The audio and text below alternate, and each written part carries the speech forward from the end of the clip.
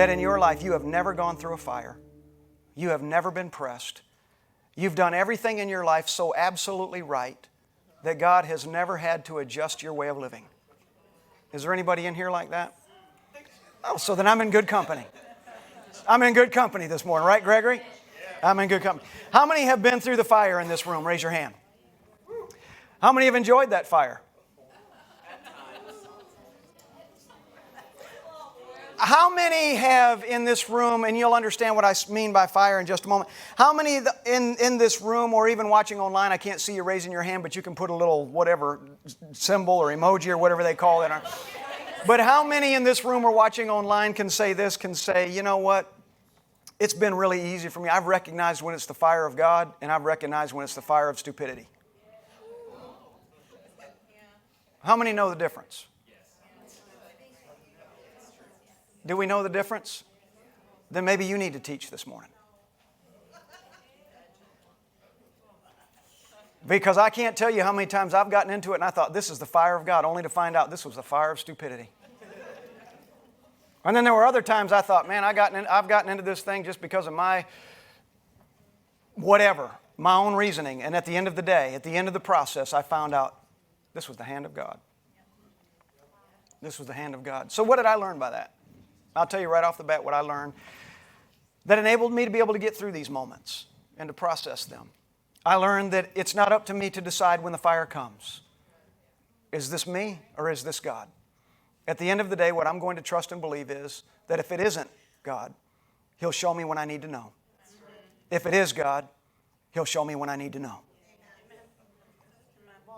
One thing I know about every fire is the day comes when it is quenched. Every fire. Yesterday I was on my land and when I was out there, we're building a house, and I was out there on the land and I was burning, and I had this wood, all the wood that was here at the property. AJ carried it all out to our land. I told him, I said, AJ, first of all, I didn't know we had 3 dump trucks loads of firewood out here. But I told him, I said, listen, when you get a chance, just take that wood out to my property and I'll burn it all one day when I'm burning mine. So I went out there yesterday, and we've had enough rain where I could burn, and I get out there and I see this mound of wood that has come from the church property where trees have fallen and everything. There's this mound of wood. It's taller than me. It's massive. It's huge. And I thought, man, it's going to take a long time to burn this. But, you know, I like fire. I enjoy it. I like lighting matches and setting things on fire. Like that white Tesla that's right out there. I see it right now with a flame. No, I'm just kidding. But I took my little lighter and I went out there and I said, you know what, I'm going to start this really simple. And I went to Chick-fil-A, and there were some subcontractors working on the house. So I went to them and I said, would y'all like lunch? And they said, sure. So I said, I'll go get you some Chick-fil-A. You know, what you don't do is ask somebody, would you like lunch? And then ask them where. Determine what your budget is before you ask. I had a Chick-fil-A budget yesterday. So I said, would y'all like lunch? Sure. And I said, what would you like? They told me. I went and I picked up Chick-fil-A. So when I got back, I had my Chick-fil-A bag and my little receipt and everything, and mine was eaten. I gave them theirs, and I walked out there and I just crammed that bag underneath. I put a little pile of wood in there and I crammed the bag under there, and I lit that bag, and man, this stuff is so dry. The little pile I put on there, it immediately just caught flame and had me a nice little fire going. I'm looking at this massive pile that AJ delivered to me and gave me as a gift, and I went over there and I started grabbing all this stuff, and I would throw it on a little time. Throw it on a little at a time. Well, there's trees that surround this burn pit that I have at my house. And there's trees that do surround it, but they're far enough away where I've never had to worry about it before. But there's one oak that has a limb that sticks out, and it's kind of crooked like this. And in the crease of that oak, this limb is dead. It's as dry as corn shucks. And it's just hanging out there like this here. And it's about 30 feet in the air. You can see it, and I just keep thinking at any moment it's going to fall and crash to the ground. But it hasn't. So I'm out there burning. My wife comes, my kids come. We're out there for a few minutes, and then they leave, and I'm taking more stuff, and I'm throwing it. Man, I'm getting more and more confident with this fire. Well, if that fire is good, a bigger fire is better. I grabbed a big log he had on there, and I threw that log on there, and ash went, all through the air. I grabbed some more stuff, and I threw it on there. It was controllable. I had everything under control. I say that as a police officer is sitting right over here, Zach, taking notes. Yeah, you wait till I call the county tomorrow. He wouldn't do that to me. Thank you, Zach. You wouldn't do that to me, would you? Okay, all right. So I ran up to the house to speak to someone, and I came back, and I noticed as I'm looking at my fire burning, and it's really just perfect. At this point, it's just perfect.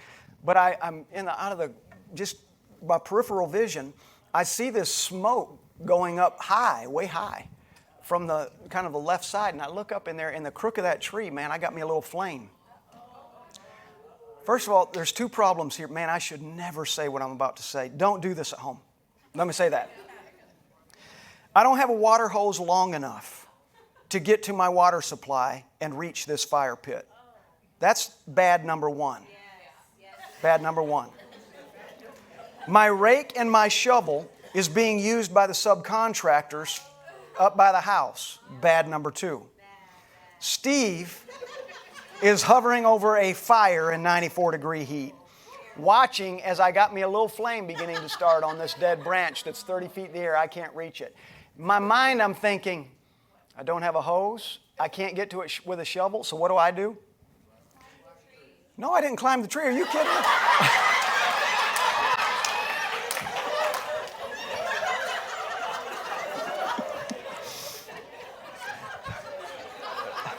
In fact, I never even considered that, and I'm glad I did. I go over and I grab a chunk of stump that is enough where I felt like it was heavy enough where it could knock that branch down if I hit it, but it's light enough where I felt like I could throw it 30 feet in the air. So I grabbed that thing, man, I'm lining up, and I've got this thing. My wife doesn't even know this yet. I haven't even told her this part of the story. My back was hurting real bad last night. This is part of the reason. I'm swinging that thing, and I'm trying to line up, and I missed that thing by an inch. But it was over. I wasn't throwing anything else.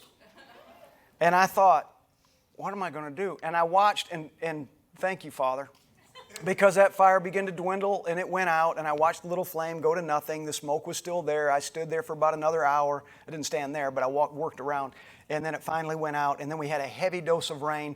Everything was taken care of. Here's the cool thing. Here's the amazing thing about that. My house didn't burn down. That's amazing. But here's the crazy thing about it. Fire is always going to find the place with the least resistance. And when it finds the place with the least resistance, it will do what it was sent to do with ease. But if you try to start a fire in a place where there's a lot of resistance, wet wood, moss, anything that has nothing flammable in it, you just try to set fire to a piece of steel, forget it. You can if you get it to the right temperature, but fire's always going to find, where's the least resistance? Where can I root myself in and do my work? The easiest. That's one thing. We're going to talk about it in a second. But then the other thing was when I threw that stump at that tree branch, it was hanging out up there. It's about 8 feet long, not the thing I threw, but the branch. When I threw it at it and I missed it by an inch, I thought, I was trying to put that fire out, and I missed that thing by an inch. It didn't matter. I could have been a mile away. It didn't change the outcome. If a fire's meant to burn, just go ahead and let it burn. Don't throw things at it. Now I'm talking about personal. If the fire's burning in you, don't throw things at it. Man, let it do what it's supposed to do, because fire purges. Fire sets free. Fire uncovers. Fire delivers. Fire makes a way. Do you hear me this morning? So let's talk about it this morning. Let's talk about it from this perspective, the forge. How many know what a forge is? Just raise your hand. You know what a forge is. You know what it is to be forged. So forge, there's two different ways you can do this. There's the forge, the noun, and then there's forge, the verb. And I want to give you both of those definitions in just a moment, but I want to say this first. God has a plan, which is called God's choice. If you're following along in the notes, you can see that I have it written down there. God's choice is often very different than our choice. Too often, very different than most people's choices. At the end of the day, what our hope is as believers is that we always align our choices with His choices. Would that be a true statement? That's our hope. That's our desire. So it seems harsh to accept and believe that Yahweh, or God's choice for us, is to put us through a difficult process in order to obtain His intended results. Does He ever do that? Does He do that? How many believe in here that when you were born, in fact, before you were born, He had a plan for you? Yes. How many believe that? No doubt about it. In fact, before there was ever even one cell of flesh on your spirit already existed. You know that from a teaching a long time ago, but I'm just going to remind you again today. From the beginning of time, the Spirit that dwells in you was. But there came a day that the Father said, on this day, I'm going to wrap flesh around this Spirit, give it life so that it can fulfill its purpose in the earth. I want to send it to the earth because the time is now for whomever it might be. Steve, whomever it might be.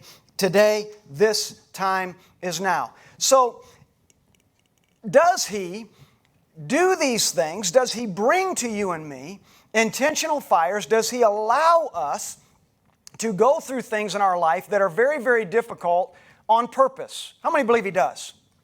How many believe He doesn't? I absolutely believe He does. And I'm going to explain that to you today. Because what the Father wants from you and me, first of all, don't think for a second that when God puts your flesh on the Spirit your flesh is wrapped around, don't think for a second that He thought you were already perfect. Man, masterpiece. He created me with masterpiece. How many think you're a masterpiece? You actually are, but that's another story. But masterpiece, flawless, I can do anything. God created me, nothing, I lack nothing. And yet, we spew out some of these words and some of these statements and what have you. Everything I need, I have because God's given it to me. Everything I want, I can obtain because He gives me the desires of my heart. And yet at the same time, we find ourselves often living without the desires of our heart or not receiving all the things that we thought we should get. And we begin to wonder and try to put these pieces together. If He's doing this for me, if He's given me all of these things, then why do I not possess them now? And I'm going to tell you the simple answer is this. Because this natural man isn't always ready to receive the things that He wants to give to us the moment we want them. But we can get there. Part of the process of getting to the place where we are prepared to receive the promises and the design, the purpose, the intention that God had when He put flesh on our spirit, part of the process of getting to that place where we are capable of doing what He created us to do is being in the forge. Let's talk about it this morning. So the forge, noun, is a workshop where wrought iron is produced or where iron is made malleable. In other words, where that hard metal is put into a place where it can be formed, it can be manipulated, it can be changed, it can find its place of purity, it can find its place of integrity. That's the noun. The forge is the place where the work happens. To forge, the verb, is to form or bring into being, especially by an expenditure of effort. Effort. Effort. Now, I do know this. I'm going to read this again in a moment. I do know this. I don't think that there's anybody under the sound of my voice that would ever say to the Father, if you want to make it as easy on me as possible, go ahead. I think we would all probably do that. If you don't want to use a fire on me, I'm okay with that. It's all good. You want to just make me the fullness of who you created me to be right now, I'm good with that. We would do that. But what would that produce? What would that produce? There's a process He wants to put you and me through. There's a process He wants to develop us. And it's not about putting us through. That's a harsh way of putting it. It's more about development. That's right. He wants to develop you and me and bring us to a point where we are not only worthy of His expectation, but capable of fulfilling it. So to forge is to form or bring into being, especially by an expenditure of effort. In 1 Peter chapter 1, verses 3 through 9, it reads like this. It said, "Blessed be the God and Father of our Lord Jesus Christ. According to His great mercy, He has caused us to be born again to a living hope through the resurrection of Jesus Christ from the dead, to an inheritance that is imperishable, undefiled, and unfading. Boy, it takes a process to get there, doesn't it? To an inheritance that is imperishable, undefiled, and unfading, kept in heaven for you, who, by God's power, are being guarded through faith for a salvation ready to be revealed in the last time.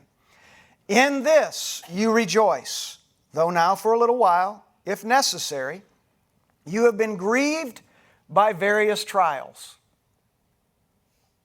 Everybody say that. I've been grieved by various trials. Because the fire is just never pleasant. Let's just be real. When's the last time somebody came up to you? I am in the fire and it is the best thing that's ever happened to me. I hope this thing lasts for another year or two. How many people have come running to you?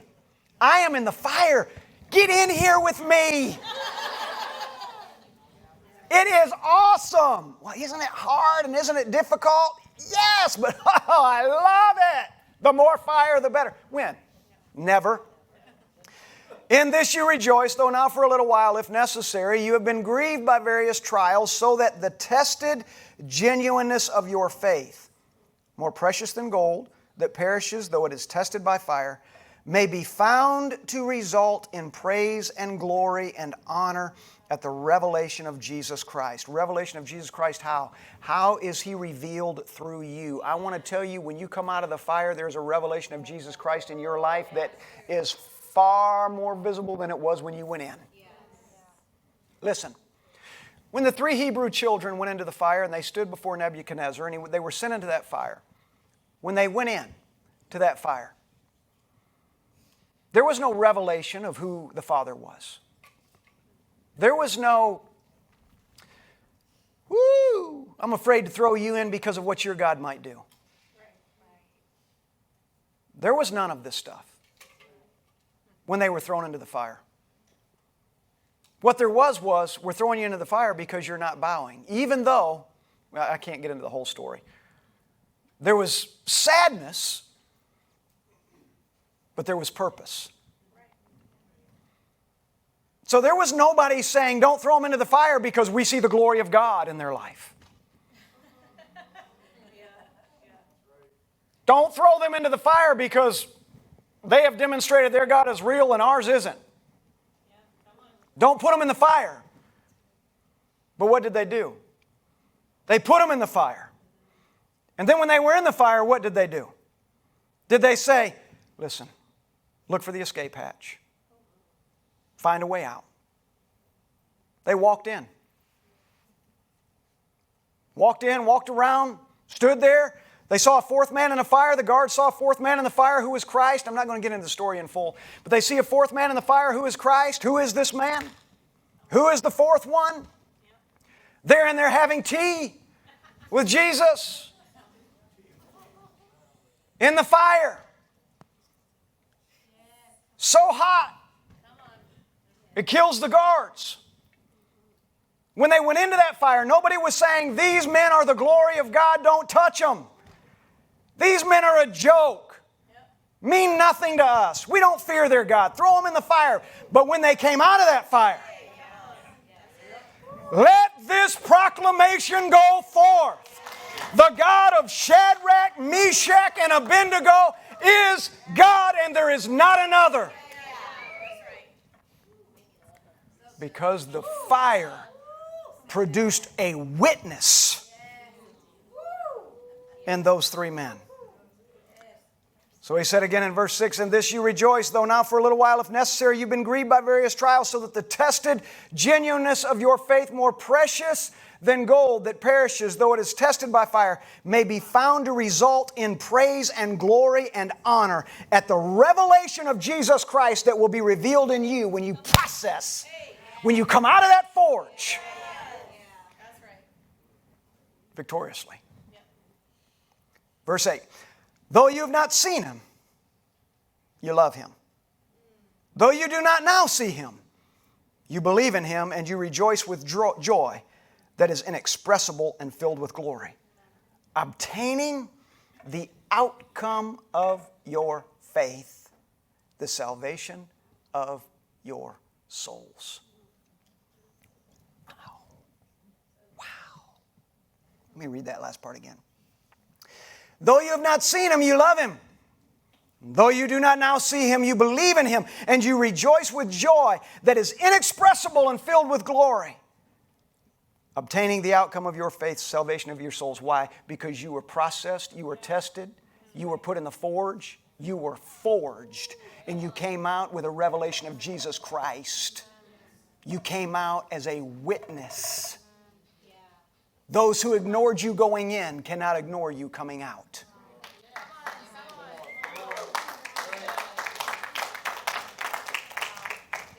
Some of you heard exactly what I just said. Those who have ignored you going in cannot ignore you coming out. Here's the problem, though. Here's the thing. When we go into the fire, whether it's our own doing or His doing, we're going to go into it. When you go into a fire, let the fire purge you. Let it process you. If it isn't your doing, He'll take care of that. If it's His doing, He'll take care of that. But I'm going to tell you something. When you're in the middle of the fire, you can do a couple of things. I hate this thing. I'm going to go to everybody I know and I'm going to tell them I'm in the fire and I hate it. The one thing I hate about being a believer is that it seems like I'm always on fire.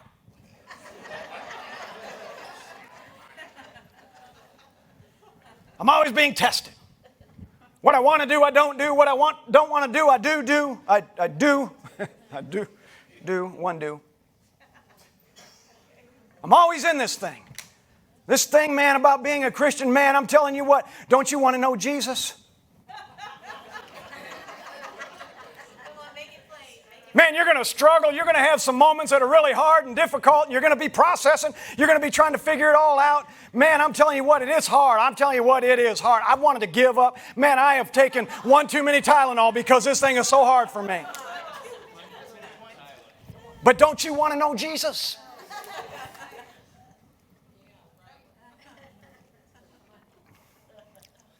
Anybody hearing me this morning?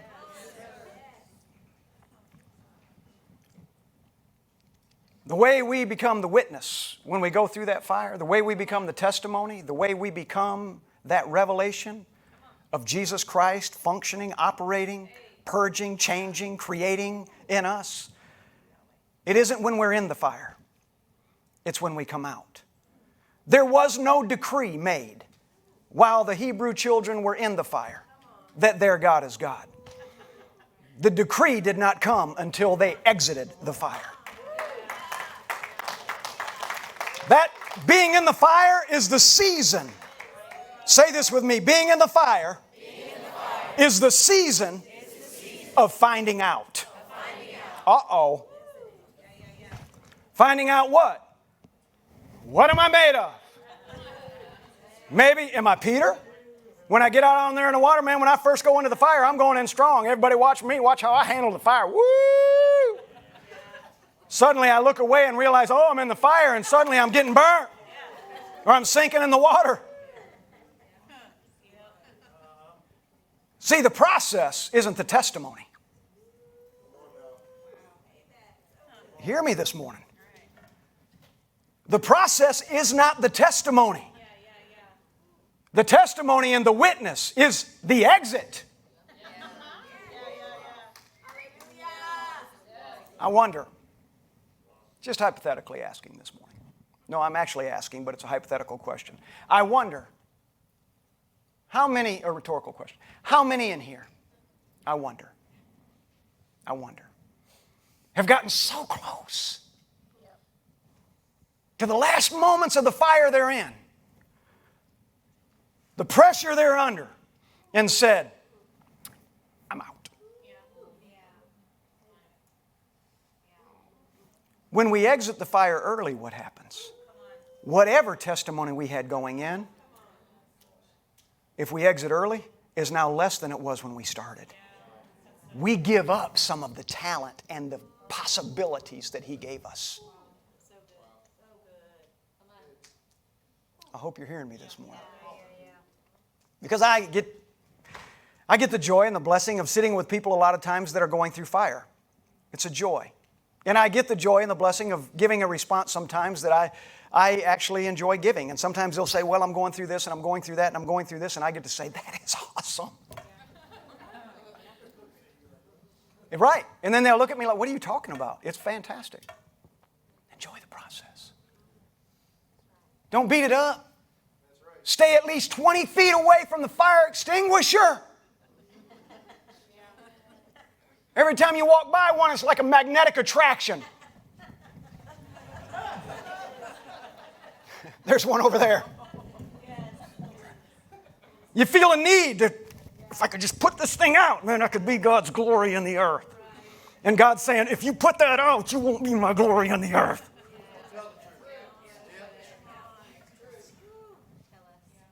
If you hinder me, how will you become what I want you to be? I know this isn't one of those messages that tells everybody when they leave today, hey, man, I just went to church and I left and I felt like, man, everything in my world is perfect. Because I can tell you it's being perfected, but part of the perfecting part is the process of being in the forge. In a forge, there are many instruments that are used, or many tools that are used to begin forming metal into its intended use. There's three things that I'm going to mention today. One is the fire, one is the hammer, and one is the press. And each of these steps are necessary to eliminate whatever deficiencies. How many believe you might have a deficiency or two in your life? It's okay to admit it. Listen, I've got about 5 that I'm aware of, and about 50 my wife is aware of. But each of these is necessary to eliminate whatever deficiencies, whatever weaknesses, whatever inconsistencies that there is in our metal, our makeup, our person, our life, so that the end product is able to perform at optimal strength. Yes. I've used this analogy before. Well, let me wait and come back to that analogy. Because without these steps, the metal, ultimately when put under the test, it's going to fail. It's going to give up. Metal that has been incompletely or incorrectly forged or prematurely removed from the fire is going to fail when it's called upon to do and perform what it was intended to perform in its beginning. Many believers today, if we're not careful, when we're called upon to do what we're doing, will be incapable of fulfilling the task set before us because we exited the forge prematurely.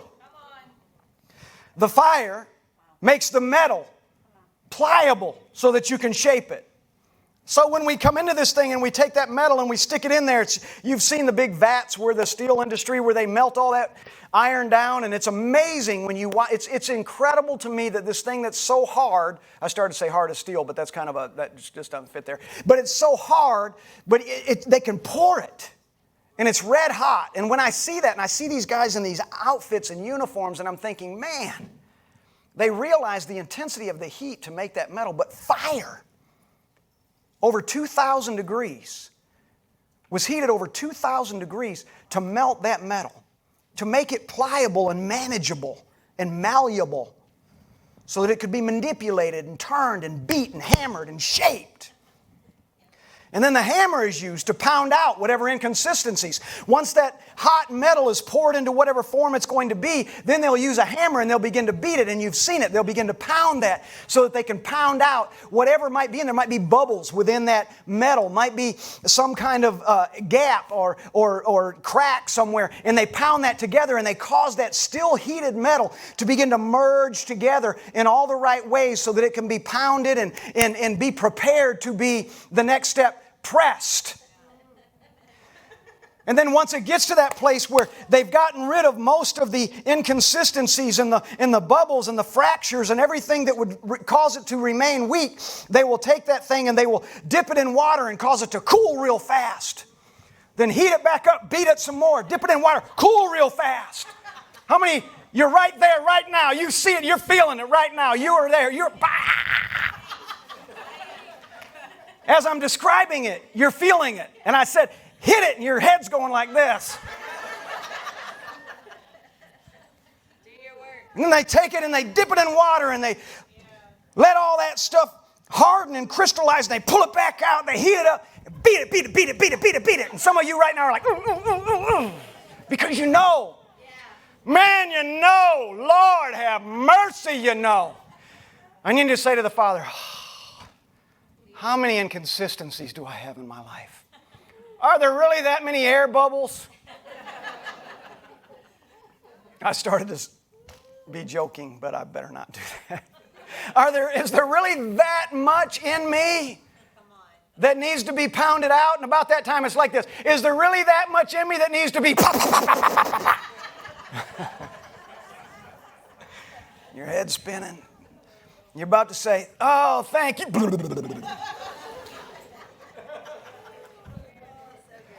So while that fire is making us malleable and pliable and workable and manipulated, able to manipulate and change and move and possible so that the hammer can do its work. Pow, pow, pow, pow, pow. What you don't know, is that there's a piece of metal right over here that needs to be meshed into this piece of metal right here so it can tie and bond and bind together this thing that I'm making of you, so that you're strong. So I'm going to take that hammer and I'm going to keep beating until this molecule becomes one with this molecule. Then I'm going to dip it in water and I'm going to cool it off and say, stay put. And just in case it moved, I'm going to do it again. And then the press is used to form the metal into the tool hoped for by its designer. That's the moment. Man, that's the moment. You go through that fire. You're melted down. Everything you thought you were, you just find yourself. You look in the mirror and you just see yourself. You're just kind of melting. Feeling like, do I have purpose? I've lost all hope. Should I go to work today? Should I keep pressing in? You find yourself feeling, as you look in that mirror, like you're just melting away. All your hopes, all your dreams, all your desires, everything you thought you were supposed to be, you feel yourself melting away, and that fire starting. And then all of a sudden, in the middle of that, you're thinking it can't get any worse than this. And then you get hit over the head with a 5-pound sledgehammer. But then, you keep pressing in. And you just say, you know what, Yahweh? I trust you. I have faith. This is what we've been talking about the last 2 weeks. Faith isn't saying I believe God. Believing and faith are not the same thing. Believing God, believing in God is to say I know you are. To have faith in God is to say I accept whatever answer you give me even if I don't understand it.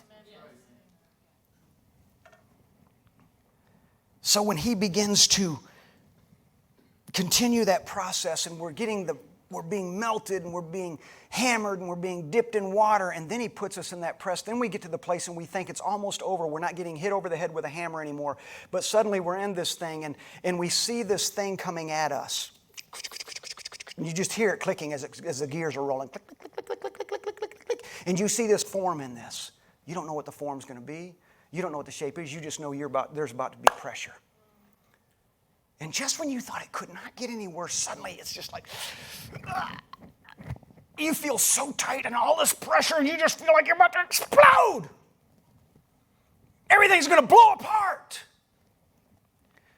And then moments later, if you endure that press, if you've gone through the fire correctly, and you've been hammered correctly, when He separates the mold that just pressed you into whatever beautiful thing He intended you to be, in the middle of all of that pressure, if you've endured the fire, you've endured the hammer, and now you're in that press, when He opens that thing up and suddenly He reaches in and He grabs the sword that you are and He holds you up, and suddenly it's this beautiful thing capable of doing everything that He made it to be. Suddenly there's a revelation. Christ is at work in me, and He is completing that work in me. He is doing something amazing in me, and I'm going to change the world because of what He's made me. When we can get that, I want double. Come on, I'll give you double. When we can get that, and we can allow Him to do that work in us. One of the examples that I've used many, many times, I'm going to use it again today. I hope I don't bore you with the example, but many of you know it, and right now we're in a situation where we're all aware again of the Titanic. because of the catastrophe, the tragedy that just took place. It's interesting.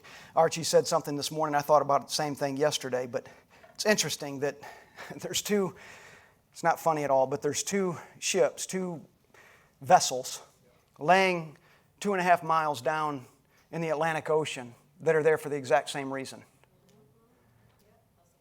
100 and however many years apart. How many years is it? 100 and a lot. 110 or 12 years apart. But the reason the Titanic went down is likely the same reason that the Ocean's Gate went down. The Titanic went down, they found out years later when they got some of the metal and they pulled some of it up when they discovered it, whenever, 1980, whatever it was. And they pulled some of that metal up. What they discovered when they began to analyze that metal was, though the process that had been created to make that ship, quote unquote, indestructible, was effective. What they did was, to get that ship out on a certain date, hurried through the process. So instead of allowing that thing to be hammered as long as it needed to be hammered, heated and cooled and heated again, that steel, they rushed it through to get that ship out at a particular time, believing a process is a process is a process. Not realizing there's more to it this time. So they take that metal out of there. When they pull it up, what they found was that the molecules in the Titanic, because it wasn't hammered correctly long enough, that the molecules were not hammered together. They did not merge. So there were air gaps between all of these molecules that enabled that steel, caused that steel to be weak. In fact, the steel on the Titanic was actually weaker than the normal steel they used on other ships of its time.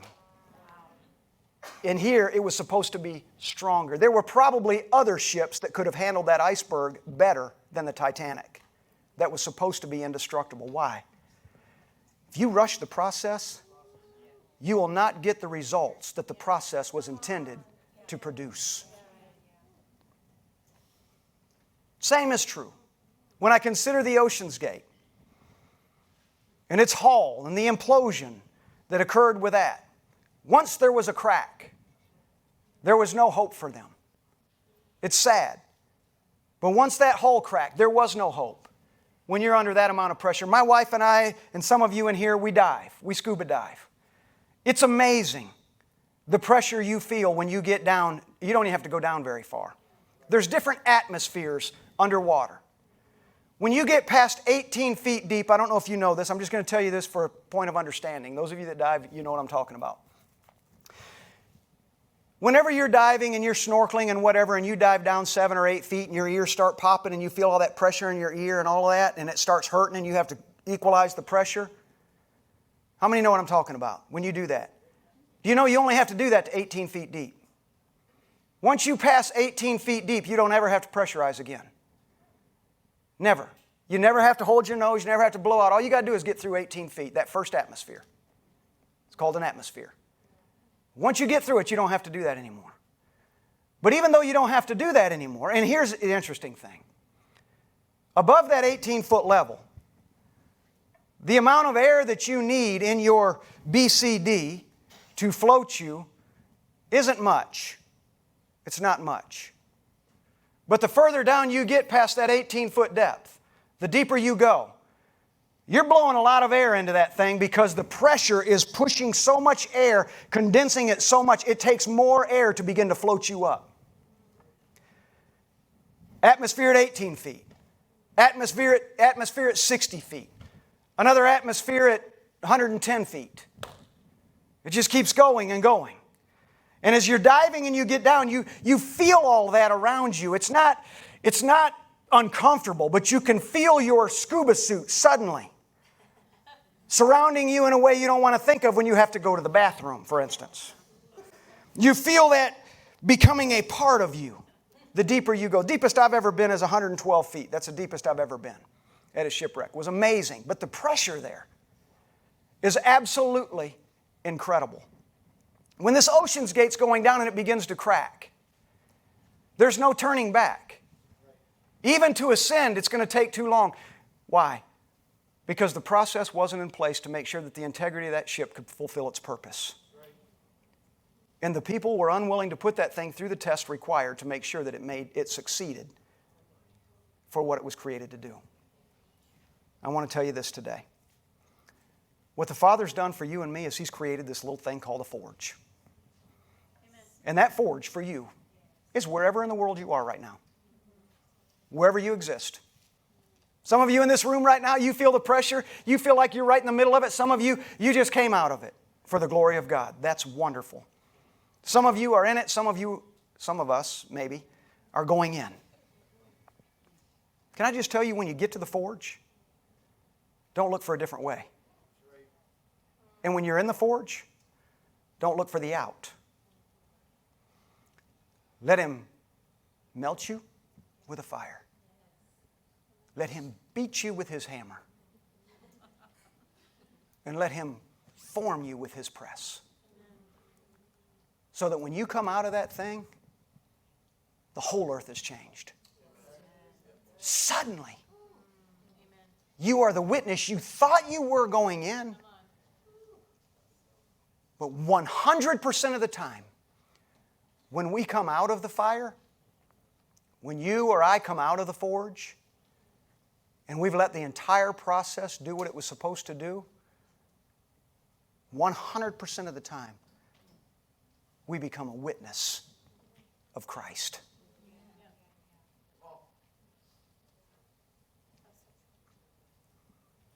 God's choice is that you and I submit to His process.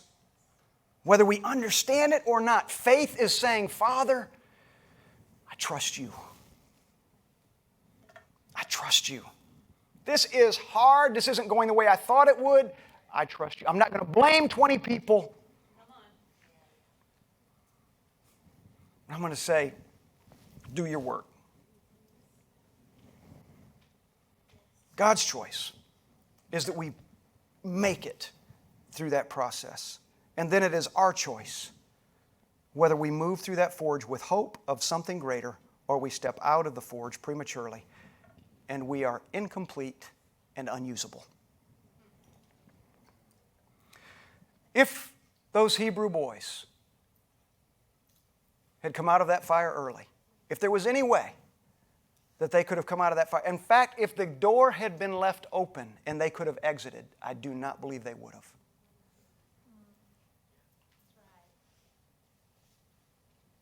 If they had come out prematurely, before Christ said, it's time, the demonstration has been made. If they had come out early, is there any possibility that the king would have said, the God of Shadrach, Meshach, and Abednego is God? I make this declaration. There is no chance. Because it would not have been seen as somebody who made it almost all the way. They would have been seen as someone who came up short. And would have, everybody around them would have questioned. They don't even believe they're God. Why should we?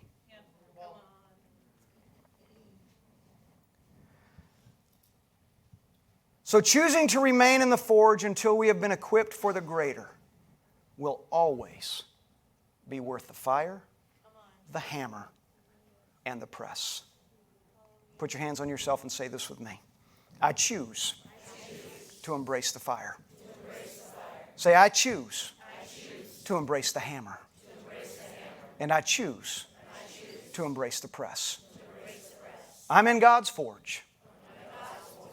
And I will complete the process. Father, I thank You today. Stand with me.